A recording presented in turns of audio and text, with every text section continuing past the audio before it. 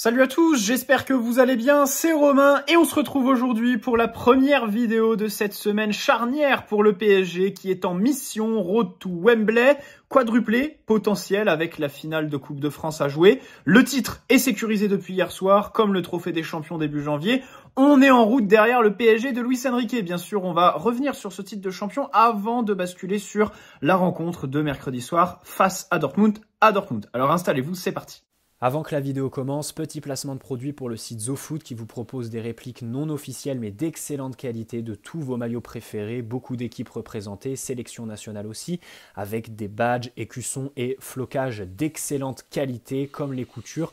Vous pouvez personnaliser tout ça au moment de votre commande avec 10% de réduction. N'hésitez pas à utiliser le code qui est dans la description, tout comme le lien vers la boutique et les détails de la promotion en cours. Vous avez un ou plusieurs maillot offert en fonction du montant de votre panier. Le maillot est à indiquer au moment du paiement dans la page de commentaires. Et pour la livraison, sachez qu'il vous faudra entre 15 jours et 3 semaines grand maximum pour recevoir votre commande. Voilà, merci à eux, c'est eux qui régalent.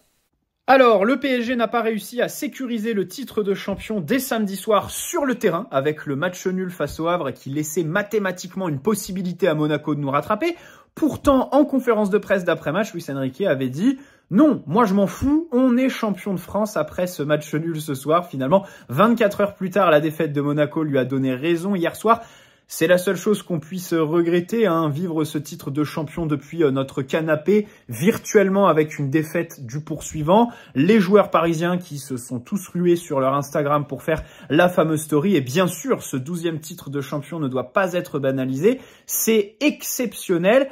Surtout qu'il a une autre saveur que les précédents. Cette année, on a une équipe qui déjà, vis-à-vis de ses supporters, est connectée. Parce qu'à la fin des matchs, c'est tout le groupe qui va les applaudir. Et il n'y a pas 2 ou 3 trublions qui rentrent au vestiaire. Luis Enrique a inclus les supporters dès sa première conférence de presse. Et depuis, il n'y en a pas une où il parle de nous. Donc bien sûr, ça fait que malgré le fait que les journalistes le tabassent à longueur de journée, finalement, le lien avec les supporters, bien aidé aussi par les résultats, à un moment donné, le foot c'est le terrain, sont plus que bons. Et justement, en parlant de terrain, on est passé d'une équipe complètement antipathique, anti-moderne, qui était vieillissante avec des joueurs qui semblaient s'en foutre, à une équipe très moderne, qui presse, une des équipes qui le fait le plus en Europe, qui a marqué un nombre incalculable de buts après une action de contre-pressing justement, qui est tout aussi forte en contre-attaque parce qu'individuellement, on a gardé une vraie qualité avec Mbappé, mais aussi Barcola et Dembélé qui seront eux, là encore, l'année prochaine. Après, bien sûr, tout ça, on peut faire tout ce qu'on veut. C'est bien aidé par un mercato à 400 millions, on va pas se mentir. Mais malgré tout, ce titre est devenu au fil de la saison presque une formalité, même si en début de saison, c'était pas forcément une évidence. Alors on perd 3 joueurs, évidemment, qui étaient importants. Neymar, on peut lui reprocher ses absences au moment charnière des saisons en Ligue des Champions. Mais en Ligue 1, par exemple, quand il arrive en 2017, ces 6 premiers mois, c'est une dynamique qui est une des meilleures de toute l'histoire du championnat, tout simplement. Les 6 mois qu'il fait, le mec vole, tout simplement. Et on sort du championnat perdu face à Monaco, on fait une saison à 93 points à la fin pour aller récupérer le titre de champion. Verratti, je ne m'explique pas, c'est 9 titres de champion tout simplement exceptionnel. Et puis Messi, même si sur sa première saison, il y avait que 6 petits buts dans notre fameuse Ligue 1 McDonald's qui a fait tournicoter le génie argentin, sur la deuxième, il fait quand même 16 buts, 16 passes décisives. On se souvient de son coup franc contre le LOSC en février 2023. C'est probablement ce moment où tu te dis, ça y est, on va aller chercher ce titre de champion. C'est aussi le moment où Galtier sauve sa place. Du coup, ce coup franc en fin de match, il y a certains supporters qui l'avaient regretté à ce moment-là parce que sinon, si on enchaînait avec une énième défaite à ce moment, ou un match nul plutôt parce qu'on était à 3-3, aurait fait sauter Christophe Galtier. Bref, et puis surtout, au-delà de la perte donc de ces 3 joueurs, après la défaite contre Nice début septembre 3-2 au Parc des Princes, on était sur le pire début de saison du PSG sous QSI. Ne pas oublier le 0-0 contre Lorient, le match à Toulouse où tu fais pas mieux qu'un match nul même si l'entrée d'Mbappé te change pas mal de choses, Petite dynamique sur les matchs de Lens et Lyon qui sont assez réussis. Et puis ensuite, la défaite contre Nice. De l'autre côté, tu avais des concurrents qui sortaient d'un gros mercato, hein, notamment les Marseillais. Je voyais plein de gens sur les réseaux sociaux les mettre sur le podium, l'Olympique de Marseille, voire nous titiller pour le titre de champion avec leur super recrutement Aubameyang et tout ça. Au final, aujourd'hui, ils sont 7e. On les a tabassés doublement sur les Classicos. Bon, de notre côté, on avait un nouvel effectif quand même qui était renouvelé à 70% avec des joueurs assez jeunes.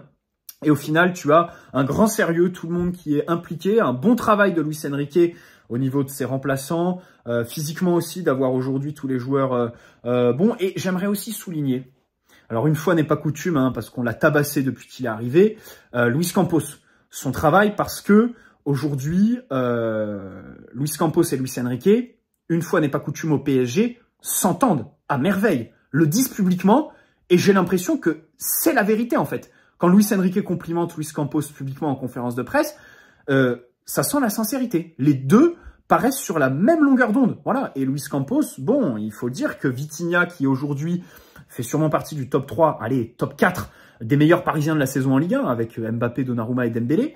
On peut éventuellement discuter entre Dembélé et Vitinha pour le poste de 3e. Après, pour les deux premiers, c'est Donnarumma et Mbappé. Pour moi, aucun débat. Bon, Vitinha, c'est un recrutement de Luis Campos qui n'était pas forcément évident. Gonzalo Ramos, ces derniers temps, qui donne pas mal d'espoir pour la saison prochaine. Ah, c'est un recrutement Luis Campos. Le super recrutement de Barcola, typiquement, hein, Barcola qui passe chez Jorge Mendes 3 semaines avant son recrutement, Lucas Beraldo qui va chercher au mercato d'hiver, Moscardo que j'attends beaucoup cet été, voilà, même si de l'autre côté Ugarte a été recruté avant le coach et au final aujourd'hui on en sent les effets. Ousmane Dembélé, très bonne recrue, c'est pas Luis Campos, c'est Nasser Al-Khelaifi, puisque Luis Campos avait dit publiquement après le mercato 2022 qu'il n'en voulait pas dans son puzzle. Et dans l'autre sens, Kolo Muani, qui est aujourd'hui, à l'instant T, un échec, c'est pas Luis Campos, c'est Nasser. On le sait. Luis Campos, début juillet 2023, ferme le dossier, ne veut pas de Kolo Muani, et c'est Nasser qui le reprend au mois d'août, quand il a discuté un peu avec Moussa Sissoko, suite au dossier Dembélé. Voilà. Donc, c'est une belle saison. Par rapport aux autres saisons, il y a une différence aussi parce que tu as des matchs références dont tu te souviens, qui t'ont marqué. Comme je disais, les deux classicos, 4-0 à l'aller, 2-0 au retour en prenant un rouge à 0-0 et assez tôt dans le match. Tu fais 6 points sur 6 contre Lens. Tu gagnes 8-2 les deux matchs contre Lyon. Le 5-2 contre Monaco en novembre, qui était un match aussi bien sympa, même s'il y avait les erreurs de Donnarumma. Le 3-1 contre Lille au mois de février aussi, avec l'équipe bis, que j'avais beaucoup aimé. Ça, c'était un des matchs où collectivement, c'était le plus abouti pour le PSG. Le 3-0 à Reims aussi, en novembre, après la défaite à San Siro.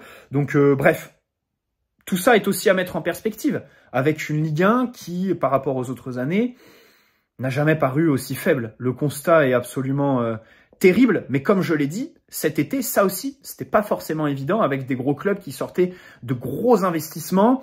Marseille, Rennes, si on veut avancer dans la saison, Lyon, au final, ils sont remontés au classement, mais c'est le club qui a le plus dépensé en Europe sur le dernier mercato hivernal. Des projets qui, sur le papier, étaient sympas, et au final, on se retrouve avec Brest, quoi, qui va probablement aller en Ligue des Champions.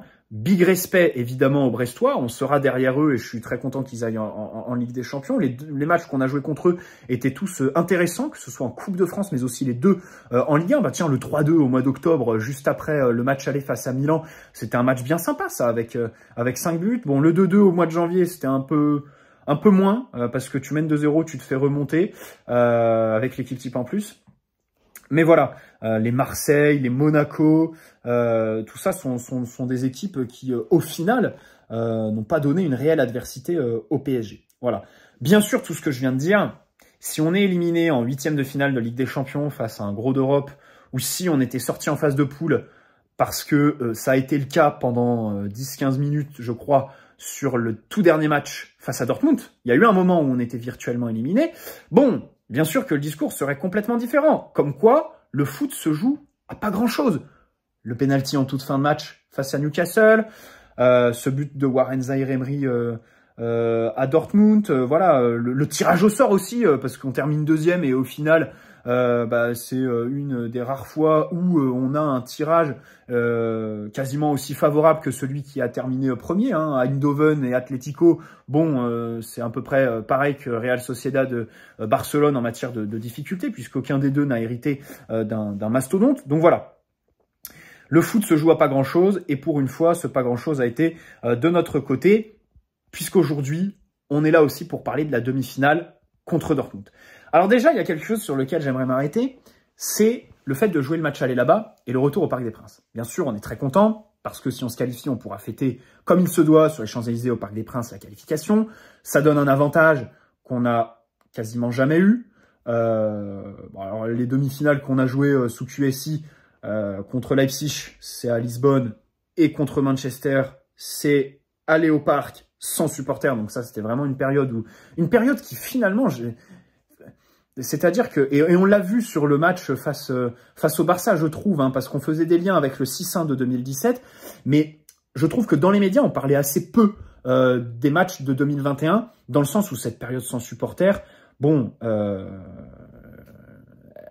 elle paraît sortie en fait. C'est un peu un trou noir dans nos mémoires. C'est un truc, même si nous, en tant que supporters du PSG, bien sûr, il y a le Final 8 qui est le summum de l'RQSI, même si voilà, prochainement, on pourrait peut-être retrouver ce summum.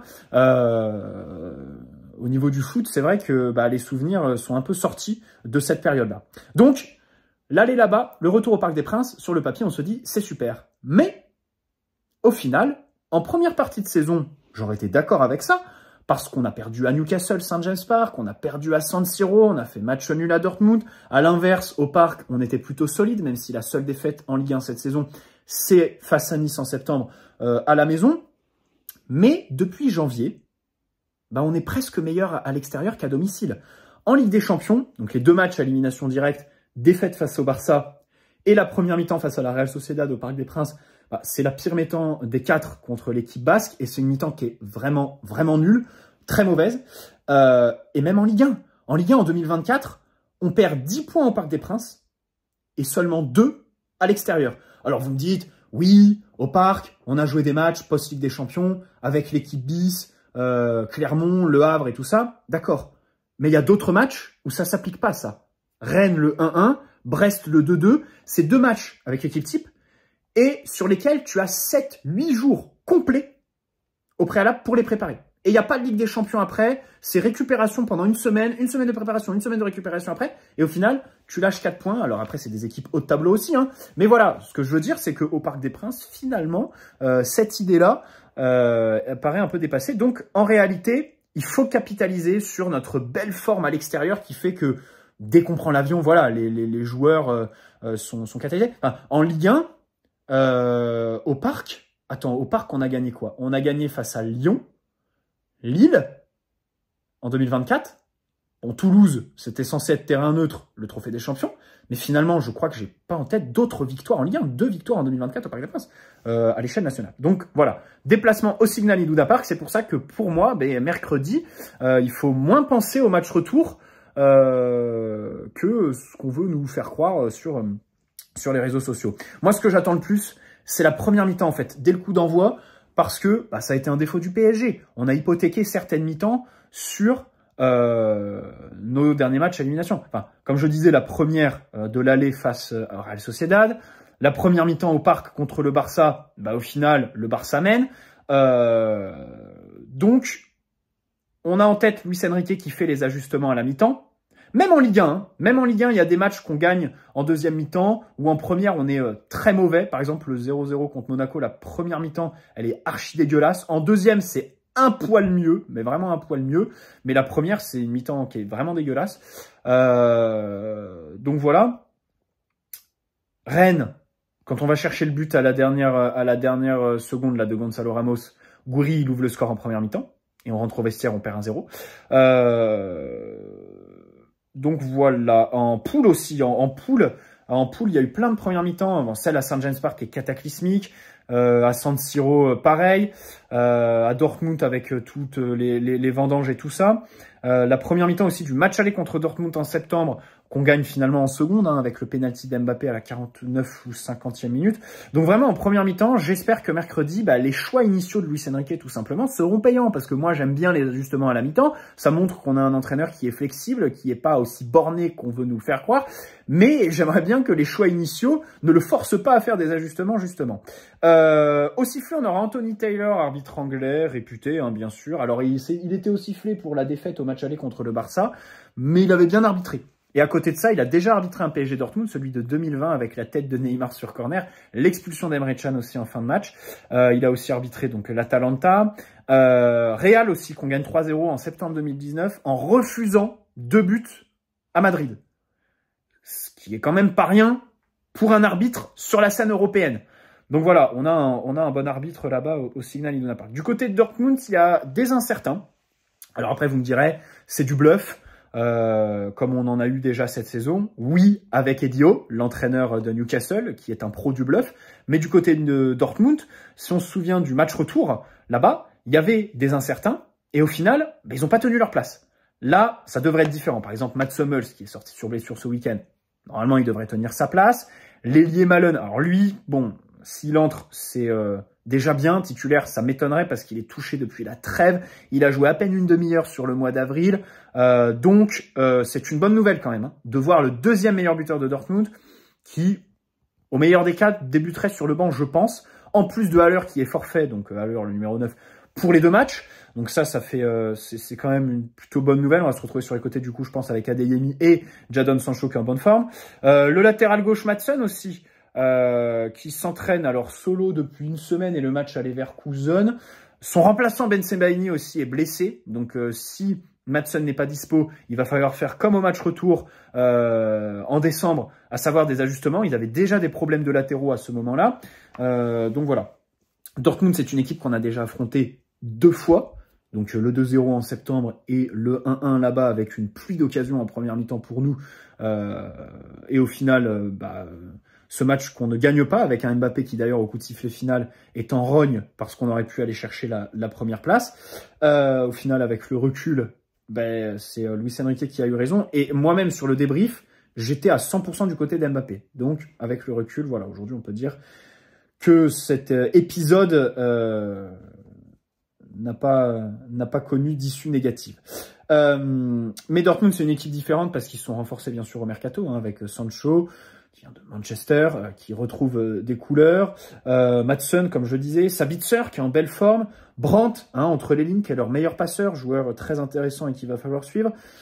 Kobel, bon, il était déjà là en phase de poule, hein, et c'est un excellent gardien. Hein. Ça, c'est vrai que j'avais déjà souligné sur les 2 matchs. C'est la première chose à laquelle j'ai pensé, je crois, quand j'ai vu qu'on allait les affronter. C'est vraiment, voilà, ils ont un bon gardien qui fait beaucoup d'arrêts, et j'espère qu'on sera réaliste dans cette dimension-là. Bon, après, là, on sort quand même de matchs où on marque beaucoup. 3 fois 4 buts, 3 buts ce week-end contre le Havre, 2 buts au match aller contre le Barça. Donc là-dessus, on est un peu en confiance. Hummels, 36 ans, qui en plus nous déteste. Bon, c'est un énorme défenseur, hein, voilà, qui devrait faire un gros match. Mais c'est vrai que au match aller en septembre, il avait gueulé sur le penalty qu'on avait eu pour Mbappé. Après le match à Newcastle, où on a eu le penalty à la dernière seconde, il avait fait une déclaration piquante envers le PSG. Mais même les dirigeants nous aiment pas. Hein. C'est vrai que Dortmund, c'est typiquement le club qui critique le Qatar, machin chouette à longueur de journée, et qui donc, quand ils nous affrontent, eh bien, remettent ça sur la table. Bien sûr, leur première force, c'est sûrement en contre-attaque, hein, leur capacité à gérer les transitions offensives, emmener du monde dans la surface. Ce que tu crains le plus, finalement, c'est pas les tirs, mais les centres venant de Dortmund, parce que Donnarumma doit se montrer impérial dans ses 6 mètres. Nos défenseurs aussi, hein, face à Füllkrug, il va y avoir un vrai duel sur les coups de pied arrêtés, bien sûr. Beaucoup de taille du côté de Dortmund. Sur le banc aussi, on peut faire rentrer en cours de jeu l'énorme Niklas Süle qui se remplit le gosier de McDo. L'occupation de la surface aussi, c'est quelque chose qui me fait peur parce que contre le Barça, les buts de Rafinha, il est un peu seul dans la surface. Il n'y a pas grand monde, tu vois. Lewandowski a décroché au préalable sur l'action. Les milieux se projettent pas vraiment. Le Havre, quand je les vois ce week-end nous mettre en difficulté avec 2 ou 3 joueurs, bon, c'était l'équipe bis, bien sûr. Danilo, je pense pas qu'il sera titulaire mercredi. Je me dis, Dortmund, c'est pas 2-3 joueurs qui foutent dans la surface, quoi. Ils sont capables, voilà, d'être très nombreux. Et ça, c'est aussi quelque chose qui me fait pas peur, mais qu'on pourrait qualifier de vraies armes pour Dortmund. Après, de notre côté, bien sûr, on a aussi des armes. Hein. Mentalement, tout va bien. Tout le monde est très heureux. Physiquement, tout le monde est en forme. Dembélé se mue en buteur. Après, défensivement, depuis le 14 janvier et le match gagné 2-0 à Lens, on n'est que sur 4 clean sheets. 4 clean sheets où on encaisse souvent, très souvent, notamment sur les derniers matchs.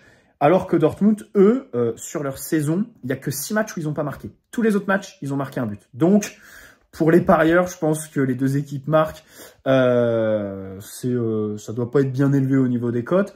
Et je pense que oui, on aura un match où voilà, on va avoir des buts. Peut-être un match de ping-pong. Alors, le retour en décembre ne l'avait pas été au tableau d'affichage, mais au niveau des occasions, on s'était quand même régalé. Hein. C'était un match passionnant, le match là-bas, hein, avec Kolo Muani, Barcola, les poteaux, le sauvetage de Niklas Süle, les frappes aussi de Reus, la frappe de Reus, l'énorme arrêt de Donnarumma, c'était Reus, je crois, qui tire, avec un énorme arrêt de Donnarumma. Un but hors jeu aussi du PSG avant la fin du match. Donc voilà, je pense que ça va être un match très, très ouvert. Et bien sûr, eux aussi ont une vraie lenteur défensive. Hein. Je rappelle qu'on a une tonne d'occasions, comme je l'ai dit, sur le match en décembre, sans Dembélé et sans Nuno Mendes aussi, à ce moment-là. Donc, tout ça peut mettre en confiance. De l'autre côté, c'est vrai aussi qu'il ne faut pas oublier que Dortmund est une équipe qui est capable de défendre, en fait, et d'attendre l'adversaire. Il y a des moments un peu de transition, hein. C'est pas une équipe complètement dingue qui va se livrer de la première à la dernière minute. Ils peuvent très bien, par exemple, commencer leur match tranquille ou avoir des moments où ils se mettent à t'attendre, à te laisser le ballon.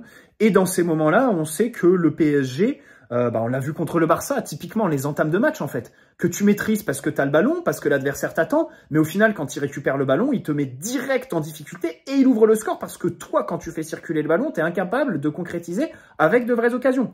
Donc attention, ce genre de séquences ne sont pas à mettre de côté en prévision du match de mercredi, Dortmund capable de nous attendre. Après, c'est peut-être plus valable pour le match retour, qu'ils joueront à l'extérieur. Là, ils seront galvanisés par les supporters et tout ça. C'est le match aller. Je pense que des deux équipes, c'est nous qui avons à perdre plutôt qu'eux. Face au Barça, c'était 50-50. Mais là, on est favori. Le PSG est favori. Si on est éliminé, ce ne sera pas un cataclysme parce que tu es arrivé en demi-finale. Mais il y aura énormément de déceptions, bien sûr. Alors que Dortmund, bon, ils sont 5e de Bundesliga, ils sont sauvés par la nouvelle formule de la Ligue des Champions qui fait que leur 5e place va les qualifier en Ligue des Champions l'année prochaine, alors qu'avec le système actuel, ils ne l'auraient pas été. Je crois qu'ils sont à 20 ou 30 points du leader Leverkusen. Bon, Leverkusen qui fait aussi une saison absolument incroyable, hein. Mais voilà, Dortmund, voilà, c'est pas du bonus, parce que quand tu arrives en demi-finale, tu peux pas dire que t'es le petit poussé machin qui arrive, avec du bonus comme sur une Coupe du Monde ou sur une Coupe de France, une Coupe nationale par exemple, parce que à chaque tour, les équipes mettent leur meilleur 11 possible, quoi. Donc c'est la Ligue des Champions, voilà, c'est une compétition très spéciale. Donc ne pas sous-estimer. On se retrouve demain pour le 11, bien sûr, du PSG, même s'il n'y a pas de grande surprise, mais c'est intéressant de parler de chacun des joueurs, bien sûr, avec les enjeux pour les uns et les autres. Bonne soirée à tous, n'hésitez pas à poser un like si cette vidéo vous a plu, vous abonner si ce n'est pas déjà fait. Et puis on se retrouve donc demain. Ciao les amis, prenez soin de vous.